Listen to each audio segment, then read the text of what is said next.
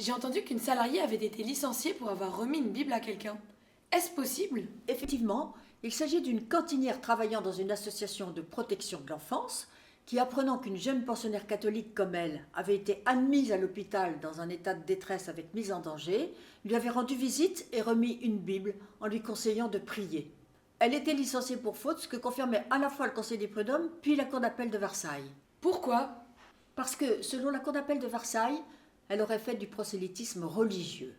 Or, travaillant dans une association de protection de l'enfance, elle était tenue, même si elle n'était pas éducatrice et même si les faits se sont produits en dehors du travail, de respecter une obligation de neutralité telle que résultant du règlement intérieur de l'association, et ce, d'une façon à ne pas influencer les mineurs fragiles pris en charge.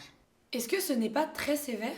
C'est effectivement ce qu'a considéré la Cour de cassation qui, le 10 septembre 2025, annule le licenciement et prononce la réintégration, au motif que les faits s'étaient produits en dehors du travail et que, par conséquent, le licenciement prononcé du fait d'un comportement religieux dans la vie privée était discriminatoire et donc nul.